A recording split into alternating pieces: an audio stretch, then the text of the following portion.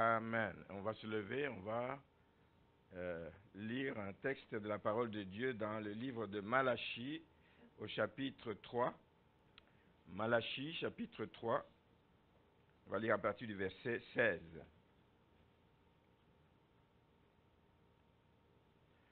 Alors, il est dit ceci. Alors, ceux qui craignaient l'Éternel se parlèrent l'un à l'autre. L'Éternel fut attentif et il écouta. Et un livre de souvenirs fut écrit devant lui pour ceux qui craignent l'Éternel et qui honorent son nom. Ils seront à moi, dit l'Éternel des armées. Ils m'appartiendront au jour que je prépare. J'aurai compassion d'eux comme un homme a compassion de son fils qui le sert. Voilà pourquoi il est bon de servir Dieu. Amen. Et vous verrez de nouveau la différence entre le juste et le méchant, entre celui qui sert Dieu et celui qui ne le sert pas. Amen.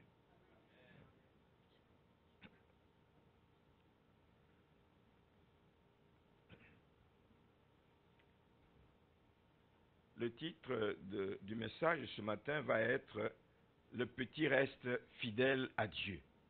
Voulez-vous faire partie de ce petit reste? Amen. Hein? Tous ces chants-ci, nous disons, nous voulons en retour t'exprimer notre amour, te dire que nous t'aimons, te dire que nous voulons te servir. Nous voulons en retour de tous les bienfaits, nous voulons en retour rester fidèles à Dieu tous les jours de notre vie. Et nous voulons faire partie de petits restes. Il y a toujours un petit reste.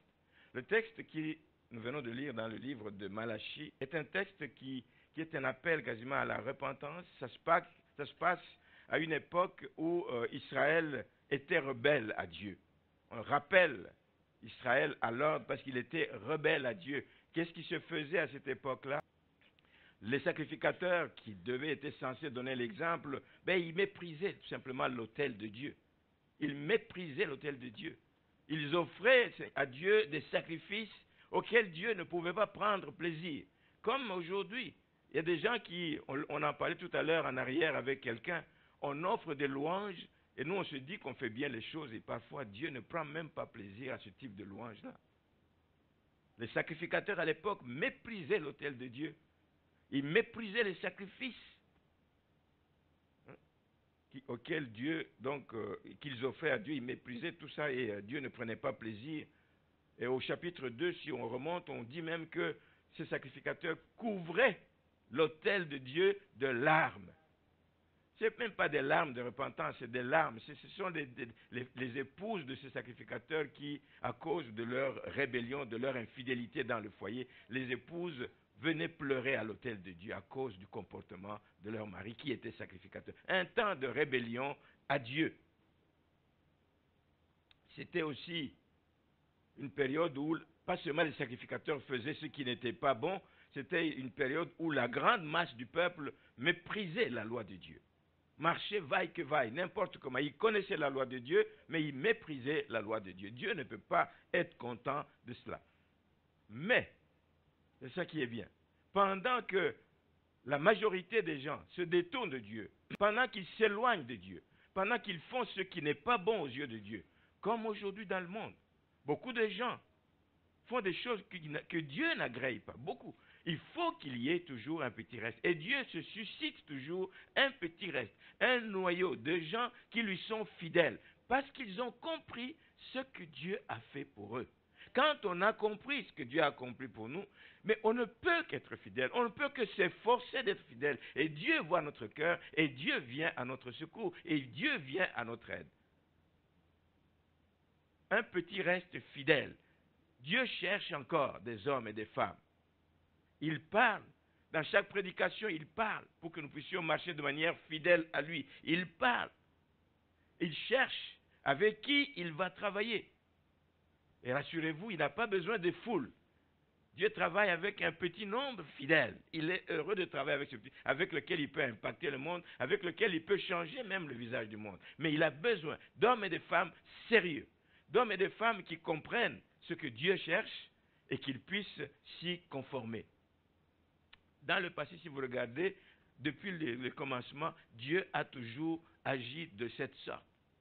Quand tout va mal, même à l'époque de Noé, vous savez, dans le livre de Genèse, au chapitre 6, à partir du verset 11 à 13, il dit « La méchanceté de l'homme était grande sur la face de la terre. Les pensées des gens étaient tournées vers le mal. Mais Dieu s'est trouvé une famille. Une famille.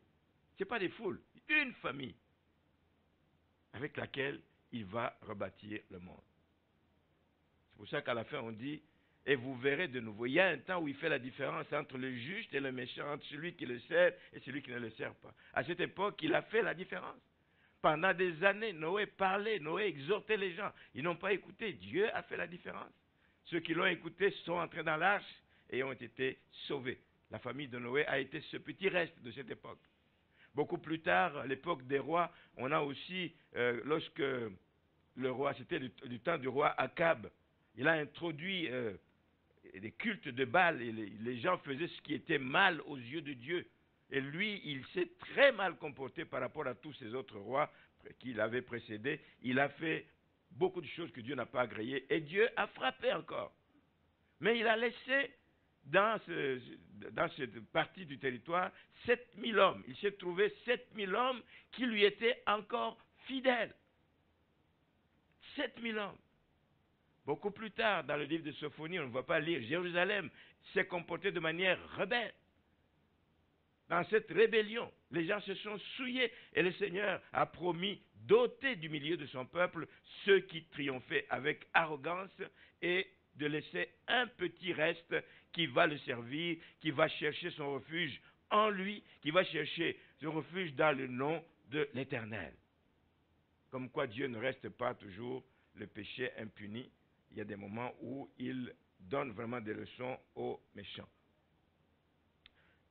Dieu est vraiment bon dans ce qu'il fait et aujourd'hui l'humanité se comporte à nouveau de la même façon en refusant Dieu, en reniant Dieu, en adoptant un style de vie, une moralité de légèreté, une moralité dont le niveau est au plus bas aujourd'hui. Rien de bon, rien qui puisse plaire à Dieu. Le nom de l'Éternel est bafoué, le nom de l'Éternel est foulé aux pieds. C'est ce que nous vivons aujourd'hui, c'est ce que nous entendons autour de nous.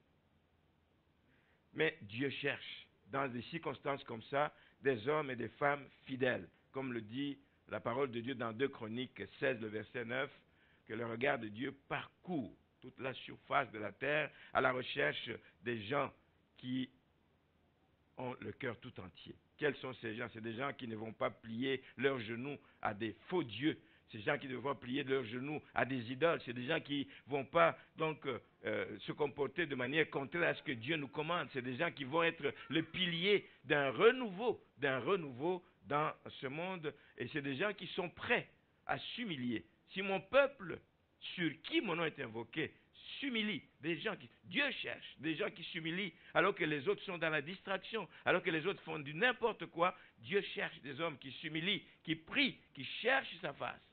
Et Dieu leur répondra.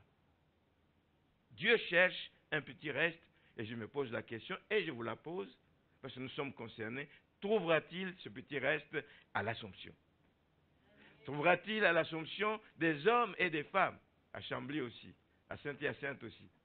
Trouvera-t-il des hommes et des femmes qui lui soient fidèles quand tout est sombre autour d'eux? Trouvera-t-il à l'Assomption? C'est ma prière. Et c'est pour ça que je travaille. Et c'est pour ça que je prie. Et c'est pour ça que j'exhorte. Et c'est pour ça que je visite. Et c'est pour ça que j'encourage les gens à se détourner des mauvaises voies, à revenir. Pour que Dieu se dise, j'ai un petit reste. Il y a longtemps, on était en Afrique. On nous a raconté une dame, une vieille dame aux États-Unis, une intercesseuse, qui priait pour les nations. Nous prions, je connais tel, je prie pour tel, mais elle priait pour les nations, ce qui se passe dans le monde. Et Dieu lui révélait des choses.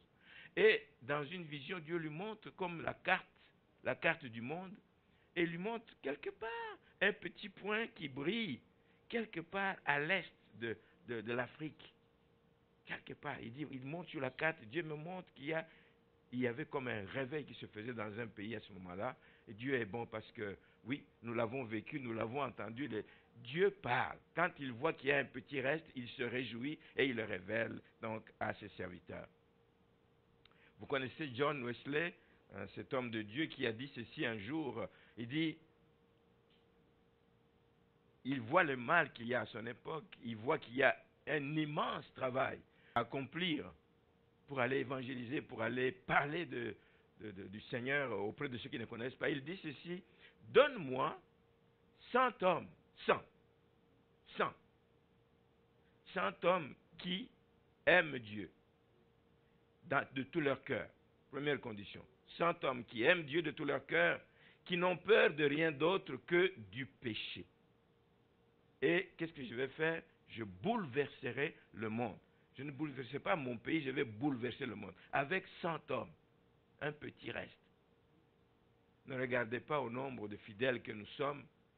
Dites-vous qu'avec ce que nous sommes ici, Dieu peut faire de grandes choses si nous sommes sérieux dans ce que nous faisons. Donne-moi 100 hommes qui aiment Dieu. Condition première, il faut aimer Dieu. Nous l'avons chanté. L'aimer tout court. Mais l'aimer parce que surtout nous savons tout ce qu'il a fait. Et en retour, reçois mon amour. 100 hommes qui aiment Dieu, 100 hommes qui n'ont peur de rien d'autre. Pas peur de ce que les gens vont dire, pas peur de ce que les gens vont penser. Comment tu peux aller dans une petite église? Comment tu peux faire ceci? Comment tu peux marcher dans la rue et on se moque de toi comme un vilain? Non. 100 hommes qui n'ont peur de rien, qui n'ont pas peur des commentaires des gens, mais qui ont seulement peur du péché. Ayons peur du péché. Fuyons le péché plus que toute autre chose. Dieu est capable de bouleverser le monde avec. Je vous encourage, frères et sœurs, à vouloir faire partie de ce petit reste. Je vous encourage à vous inscrire dans le cadre de ce que Dieu cherche pour que nous puissions faire la différence. Mais comment est-ce qu'on peut faire partie de ce petit reste? Oui, c'est d'aimer Dieu, nous l'avons dit, c'est de fuir le péché et Dieu va faire le travail. Mais il y a d'autres éléments que je voudrais amener, quelques principes dont je voudrais parler ce matin. C'est qu'on ne se lève pas le matin, on dit, ça y est, je fais partie de ces... Non, ça se prépare. Il faut se préparer. Dans tout ce que nous faisons pour le Seigneur, on se prépare si on veut être élu, si on veut être utilisé par Dieu, si on veut faire changer la face du monde, si on veut que les choses autour de nous changent, nous nous préparons. On se prépare. Je vais donner 2 exemples, vite, des gens qui se sont préparés. Et avant cela, je voudrais vous parler de quelque chose qu'on m'a rapporté vendredi. Ça se passe en Europe. C'est le fils d'un neveu que j'ai en Europe. Là. Il a un enfant très intelligent. D'ailleurs, on lui a donné le nom dans la langue swahili, ça s'appelle Akili. Akili, ça veut dire l'intelligence. À sa naissance, le papa a donné ce nom à son enfant, Akili, l'intelligence. Mais un peu comme on a donné Wiseman ici, c'est ça. Alors, et cet enfant est devenu, mais d'une intelligence rare. Il étonne toujours, d'année en année. Il a aujourd'hui, je pense, 23 ans, je pense. Il est en train de terminer son université. Mais brillant, comme vous ne savez pas. Il a des occasions en or. Il a des portes ouvertes dans des grosses compagnies. Il est encore étudiant, il se présente, il ose, il se prépare et puis il va affronter. Là où les gens qui ont des hauts diplômes, là où des gens qui ont accumulé des expériences n'osent pas aller, il va aller postuler dans des grosses entreprises où, en temps normal, quand tu le regardes, tu dis, mais il n'a aucune chance. Il n'a pas d'expérience de vie, il n'a rien. Alors, un jour, il veut entrer, il sent que la fin de ses études arrive, il doit faire un choix entre continuer à faire la maîtrise ou faire un doctorat. Je ne sais même pas dans quoi exactement, en tout cas, peu importe. Et il commence à regarder les entreprises. Il n'a pas cherché moins que la plus grosse entreprise, une des plus grosses entreprises de conseil en Allemagne.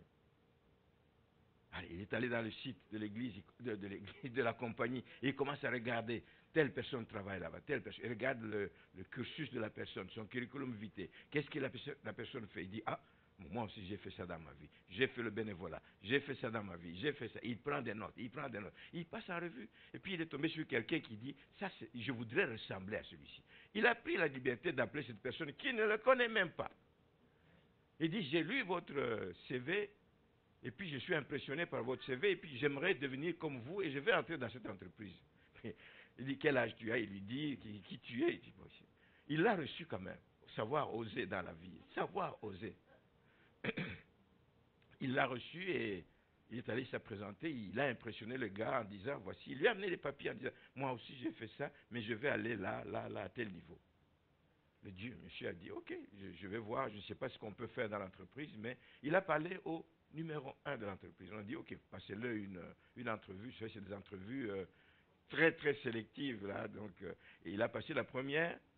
On l'a rappelé, il a réussi. Il dit, oh, il doit passer à deux. Il y a 3 étapes.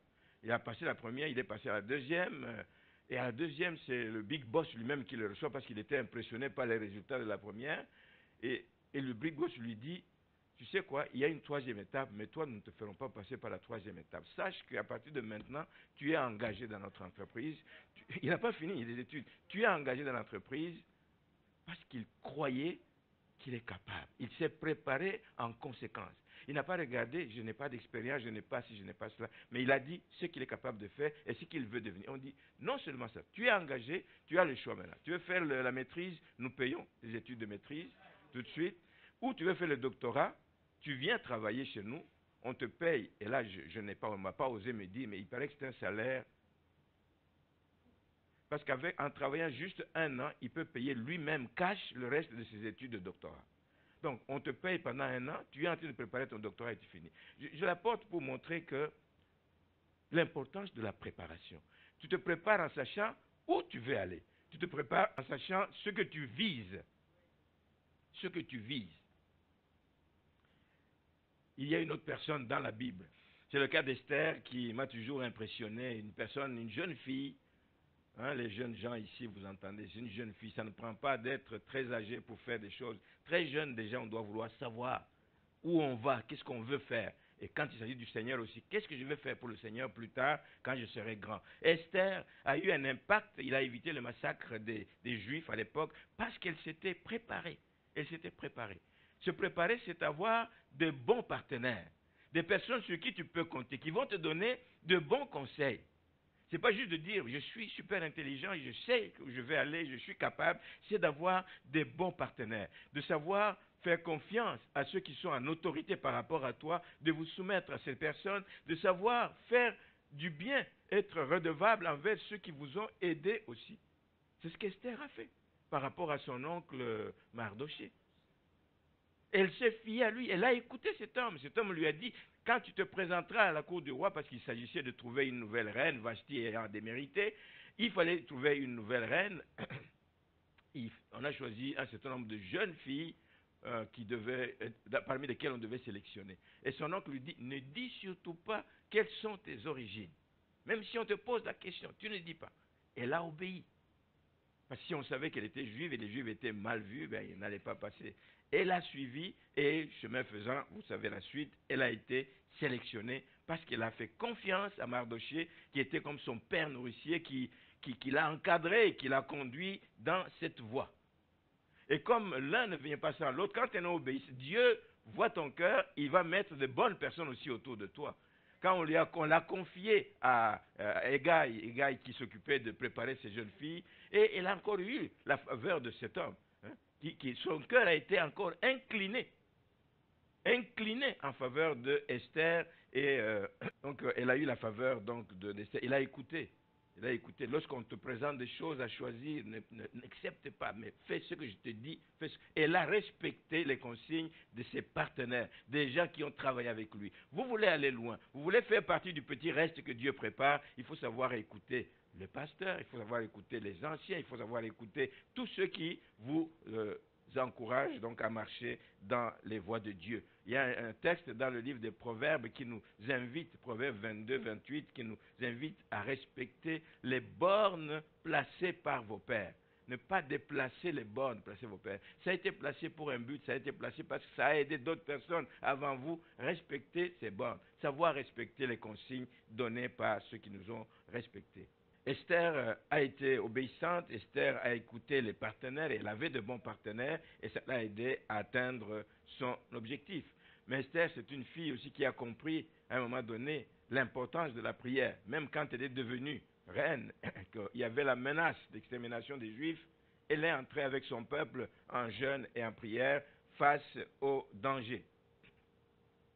Elle n'a pas compté juste sur le fait qu'elle était belle, qu'elle avait été sélectionnée reine pour dire « Oh, je vais aller demander la faveur pour protéger mon peuple ». Elle a compris que l'enjeu était grand et il y a des choses que tu ne peux pas aborder. L'enjeu est grand aujourd'hui pour sauver ce monde, pour sauver toutes ces nombreuses personnes, pour aller relever même les chrétiens qui ont fait des rechutes, qui sont retombés dans le monde.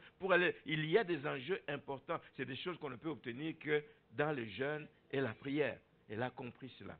La préparation, c'est cela aussi, être dans le jeûne et la prière, compter non pas sur sa bonté, pas compter sur ses forces, pas compter sur ses relations, mais compter sur la bonté de Dieu. Faire sa part. Dieu fera le reste, mais tu fais aussi ta part. Voici la forme de préparation. Josué aussi, avant d'entrer dans la terre promise. Dans le livre de Josué au chapitre 3, on en parle, je ne vais pas lire en détail, le verset 5 particulièrement. Donc, il a amené le peuple, il dit, mais écoute, avant d'entrer dans la terre promise, sur recommandation de Dieu, il faut se préparer. Et la préparation était spirituelle. Il fallait préparer au peuple pour la traversée du Jourdain. Ça prenait un miracle pour traverser le Jourdain. Il n'y avait pas de pont. Il n'y avait pas de bateau, même s'ils avaient un bateau, mais ça ne pouvait pas contenir tout le peuple qui devait traverser. Ça prenait un miracle. Alors il dit, sanctifiez-vous. Sanctifiez-vous. Parce que la rencontre avec Dieu nécessite une préparation. Sanctifiez-vous. Sanctifiez-vous. Si on veut faire quelque chose de grand, si on veut faire partie d'un reste qui soit efficace, nous devons aussi nous sanctifier. La vie que tu mènes, est-ce qu'elle plaît à Dieu? Sanctifiez-vous. C'est une façon de se préparer. Sanctifiez-vous en soignant le temple du Saint-Esprit. J'aime beaucoup ce passage de Ésaïe 59, je crois. Ésaïe 59 Ésaïe 59, au début de Ésaïe 59, qui dit « Non, la main de l'Éternel n'est pas trop courte pour sauver, ni son oreille trop dure pour entendre. Mais ce sont vos crimes qui mettent une séparation entre vous et votre Dieu. » Alors on cite un certain nombre de choses. Au verset 3, on dit « Ce sont vos mains qui sont souillées. » Assurez-vous ce que vos mains touchent sont souillées de sang. Vos doigts de crime, vos lèvres, qu'est-ce qui sort de votre bouche? Vos lèvres profèrent le mensonge. Votre langue fait entendre l'iniquité. Un peu plus loin, au verset 7, on dit « Leurs pieds courent au mal, veillez sur vos pieds. Où est-ce que vous posez vos pieds? Où est-ce que vous allez? Quel endroit vous fréquentez? Vos pieds. Soignez le temple du Saint-Esprit. Les pieds courent le mal et ils ont hâte de répandre le sang innocent. Il n'y a point de justice, etc. Et il est impossible que le salut nous atteigne, disait-il au verset 9. Il y a une préparation à faire dans la sanctification.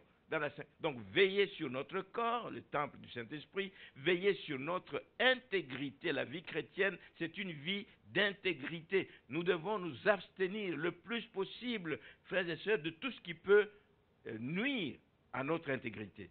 Dieu cherche des hommes intègres. Dieu travaille avec des hommes intègres. Le petit reste doit être un peuple intègre. Dieu cherche. Évitons tout ce qui peut miner notre intégrité, parce que Dieu voit tout. L'intégrité, ce n'est pas seulement ce qui apparaît, ce que les gens voient. L'intégrité, c'est quand tu es dans ta chambre seul. Ton épouse n'est pas là, ton époux n'est pas là, tu es seul. L'intégrité, c'est quand tu es dans la toilette. C'est quand tu es au bureau. Là où personne ne sait ce que tu es en train de faire. Tout le monde est parti. Pendant les heures de travail, tu es en train de faire d'autres choses que ce qu'on te paye à faire. L'intégrité, c'est tout ça, tous ces aspects. Nous devons veiller sur notre intégrité si nous voulons faire partie de ce petit reste. Nous devons pratiquer aussi, évidemment, la justice sociale, ce que Dieu agrée. Nous avons parlé de jeûne et de prière, mais dans Ésaïe 58, Dieu dit quel type de jeûne il agrée. Donc, il explique dans Ésaïe 58 à partir du verset 6. Donc, première chose importante, c'est de se préparer, de veiller sur nous, de veiller sur notre sanctification, sur notre intégrité, de veiller sur tout ce que nous faisons avec notre corps. Et la deuxième chose, c'est de se mettre en tête, frères et sœurs, que si même nous sommes élus, nous sommes choisis par Dieu, c'est par pure grâce. C'est par pure grâce. Ce n'est pas pour nos mérites. Nous nous préparons parce que nous voulons plaire à Dieu, mais c'est par pure grâce que nous sommes choisis, que Dieu nous utilise. On va lire un texte dans l'Épître aux Romains au chapitre 11. Romains 11, le verset au début.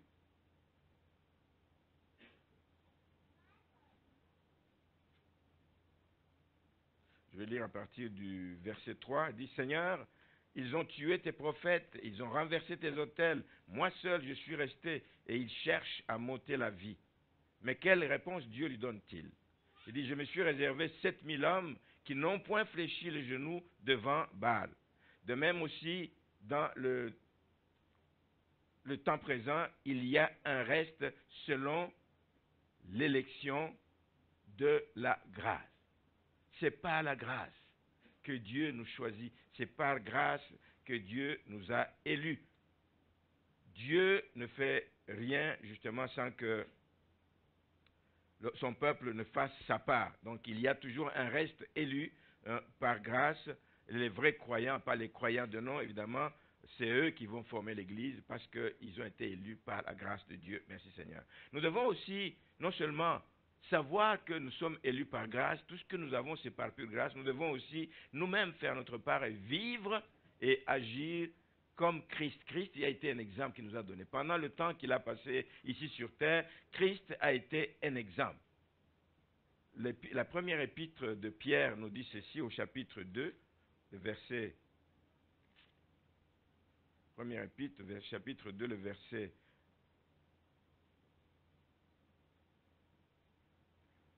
19, à partir de 19, il dit, car c'est une grâce de supporter les afflictions par motif de conscience envers Dieu quand on souffre injustement. En effet, quelle gloire y a-t-il à supporter de mauvais traitements pour avoir commis des fautes?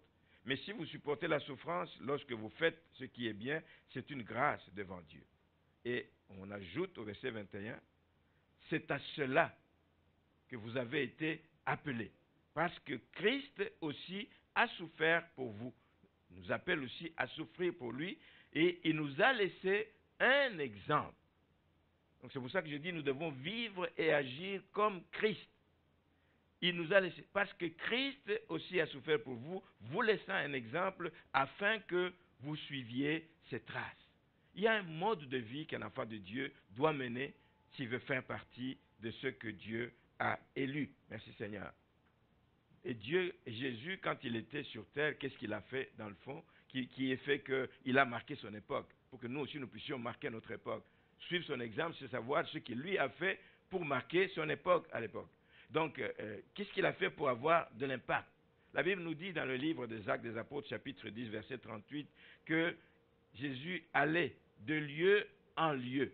Il a beaucoup voyagé. Il allait de lieu en lieu, faisant du bien aux gens et guérissant tous ceux qui étaient sous l'emprise du diable. Et c'est cela que sa mission consiste. Ésaïe 61, je suis venu pour délivrer les captifs.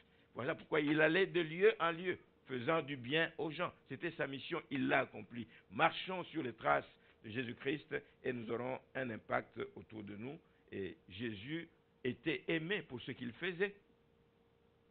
Jésus était aimé pas seulement à cause de sa puissance, pas seulement à cause des miracles, de tout ce qui est sensationnel qu'il a pu faire.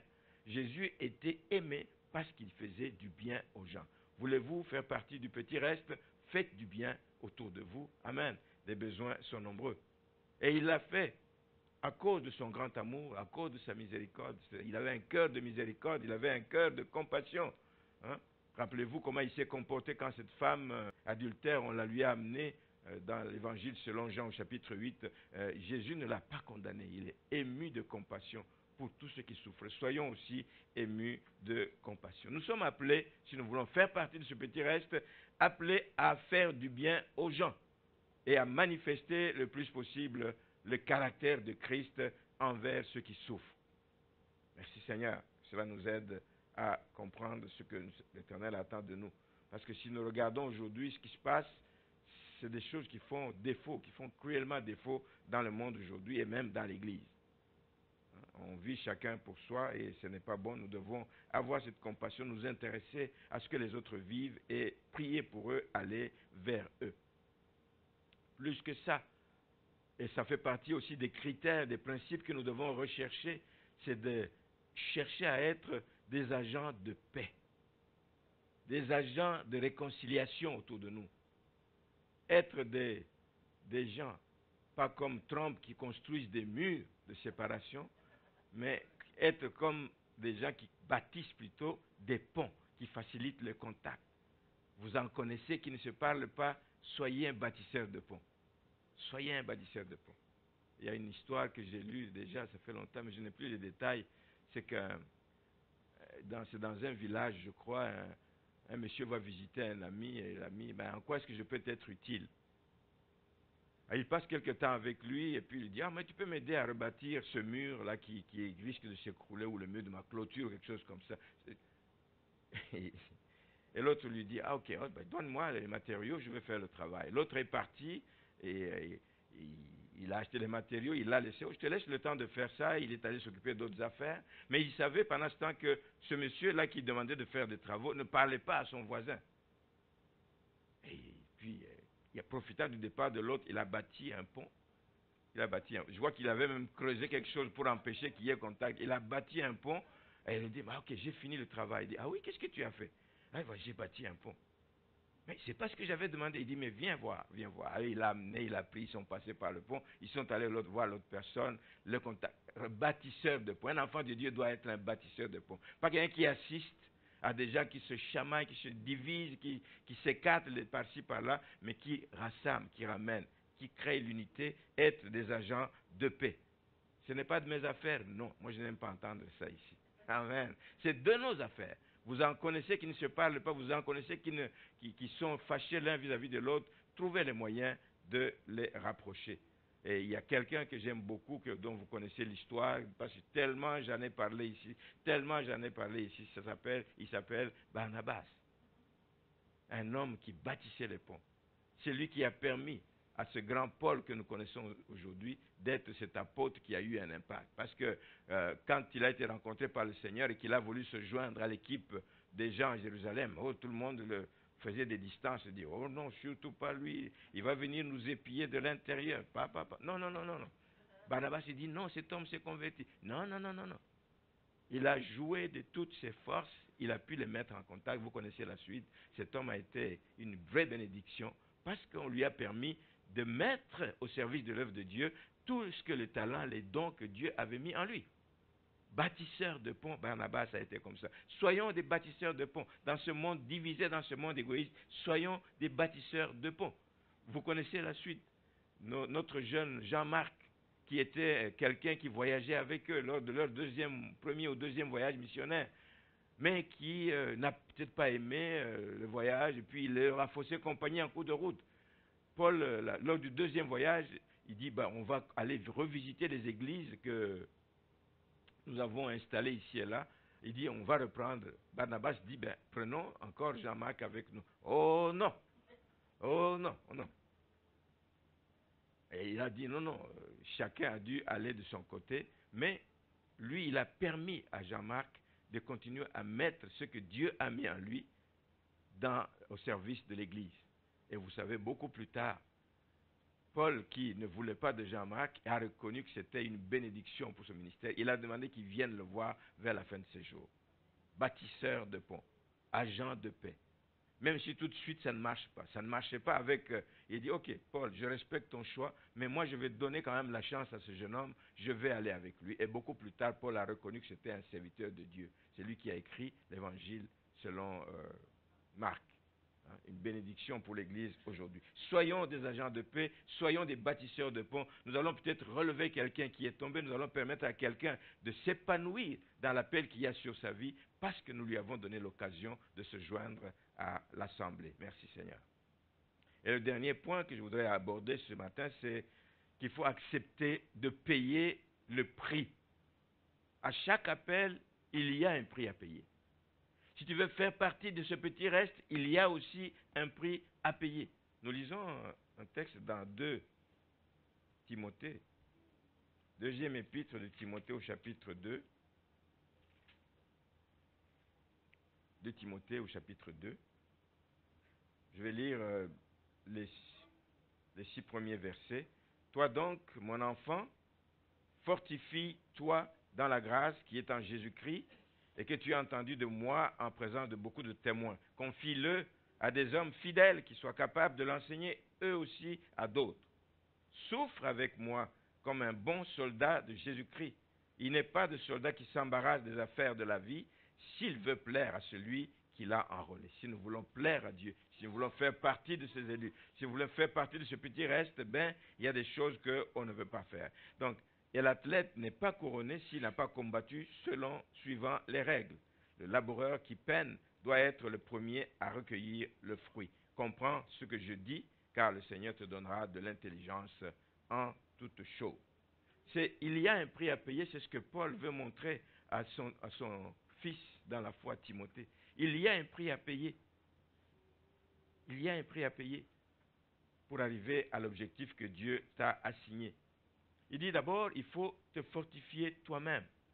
Et tu te fortifies comment? En allant puiser la force dans celui qui peut la donner pour accomplir ta mission. Va puiser la force. Tout est en toi. Ma vie est en toi. Ma force est en toi. Fortifie-toi. Va chercher la force. Approche-toi du Seigneur et tu vas donc pouvoir accomplir la mission qui est la tienne. La deuxième chose qui est importante, c'est là où il dit, ce que tu as entendu de moi, confie-le à d'autres personnes, à des hommes fidèles qui soient capables de l'enseigner. C'est la notion de transmettre ce que vous avez reçu. C'est la notion d'élargir votre cercle d'influence. Vous êtes à la louange, vous êtes à l'accueil, vous êtes, je ne sais pas, au nettoyage. Cherchez à élargir votre cercle. Influencez quelqu'un pour que quelqu'un d'autre sache aussi ce que tu fais de bien et que tu puisses donc l'impacter. J'ai vu comment on a accueilli le couple Fianchard dans cette église et j'ai béni le Seigneur. Ces gens auraient pu rentrer. Ils auraient pu rentrer dans leur église. Mais ils ont tellement eu des encouragements de la part de tous. Amen. Montrant que nous apprécions ce que vous faites pour notre église, pour le Seigneur et dans notre église. Nous apprécions ces choses. Élargir votre cercle d'influence. Parlez autour de vous. Quand vous voyez quelqu'un faire quelque chose de bon, parlez-lui. Si vous voyez quelque chose qui a besoin de connaissances dans un domaine, parlez-lui, montrez-lui, communiquez, transvasez-vous dans quelqu'un d'autre pour que vous ayez un cercle d'influence autour de vous. Hein? Nous avons reçu de Dieu. Tout ce que nous avons, nous l'avons reçu de Dieu. Il faut savoir aussi donner autour de nous. Pour qu'eux aussi, à leur tour, puissent servir le Seigneur, puissent l'enseigner à d'autres personnes. C'est comme ce soit des vases communicants. Notre vie d'enfant de Dieu devrait être ça, des vases communicants. Nous nous déversons sur d'autres personnes pour que nous soyons nombreux à pouvoir faire partie de ce cercle des élus. Parce que si tu es seul, tu es limité dans ce que tu peux faire. Regardez tous les grands hommes de Dieu dans la Bible. Élie, il pouvait rester prophète pendant des années, et puis à la fin de ses jours, il dit, je m'en vais. Il s'est déversé en qui? En Élisée. C'est pareil. Je viens de parler de Paul. Il s'est déversé en Timothée et dans d'autres. Barnabas s'est déversé en Jean-Marc. On a vu les résultats, on voit les résultats aujourd'hui. Il y a tellement de bonnes choses. Donc apprenons à élargir le cercle des gens autour de nous, à qui nous communiquons les bonnes choses que Dieu a mis en nous. Et puis, les comparaisons qu'il fait dans ce texte des soldats, des athlètes, des laboureurs, etc., c'est qu'il ne faut ménager aucun effort. Si tu veux arriver au but auquel tu veux arriver, il y a des efforts à fournir. Un soldat ne s'embarrasse pas des affaires de la vie. Il veut plaire à celui qui l'a enrôlé, ben il se concentre sur ce qu'il a à faire. Il se discipline par rapport à ce qu'il doit faire. L'athlète, la même chose. Il ne peut pas être couronné s'il n'a pas combattu selon les règles. Il ne peut pas dire, je vais courir avec tout le monde et puis toi tu sors des rangs. Tu ne peux pas dire que tu vas courir comme tout le monde et tu ne respectes pas les règles. Tu vas être déclassé. C'est respecter les règles, être discipliné dans la vie et savoir dire non aux sollicitations.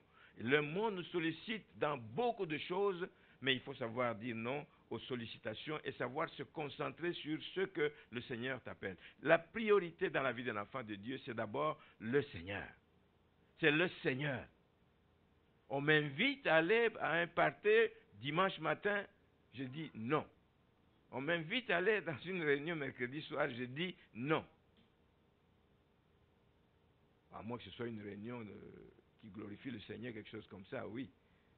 Mais aller juste prendre un verre, aller juste s'asseoir sous le soleil, non. La priorité à Dieu, c'est ça. Vous voulez aller loin, il faut payer le prix. Payer le prix, c'est se concentrer sur ce qui est important. Le coureur, il voit l'objectif à atteindre, il voit le lieu où il doit arriver, il va courir. Il ne va pas commencer à s'intéresser à ce qui se passe à gauche, à droite. Il fixe, il y a un focus sur lequel il se fixe.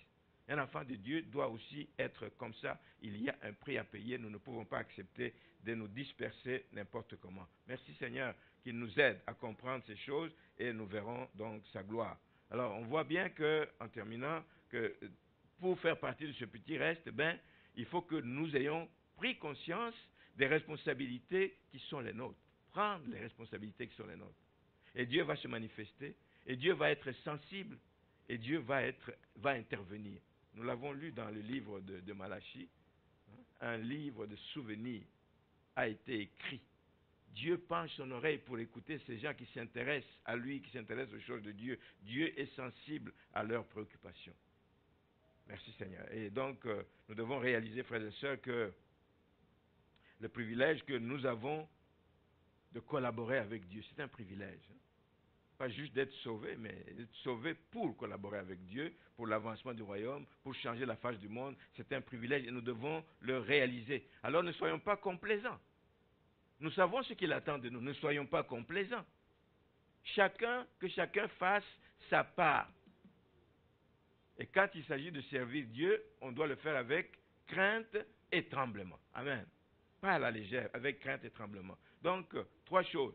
Préparons-nous à ce que le Seigneur nous appelle à faire. Préparons-nous, soyons prêts et ne prenons pas la grâce de Dieu en vain. Et enfin, suivons l'exemple de Christ. Il nous a laissé tellement d'exemples à suivre, de bonnes choses à faire autour de nous qui ont impacté le monde, que nous pouvons aussi faire la même chose et impacter le monde. Et donc, ça va nous aider à plaire à Dieu. En agissant de la sorte, donc, nous allons éviter à de nombreuses personnes qui sont candidats à l'enfer d'aller en enfer. Amen. Le petit reste, c'est à cela qu'il sert. Ce n'est pas juste, je vais faire partie du petit reste en attendant le retour de Christ. Ça, c'est égoïste. Je vais faire partie du petit reste qui va aller gagner des âmes. Éviter à des multitudes d'aller en enfer. Voici l'objectif que nous devons poursuivre. Nous devons être le sel de la terre. Le sel de la terre, c'est pour donner du goût. La lumière du monde, c'est pour éclairer les ténèbres qu'il y a dans ce monde. Et sachez, frères et sœurs, que Dieu se souviendra de tout ce que nous faisons. Un livre de souvenirs sera écrit.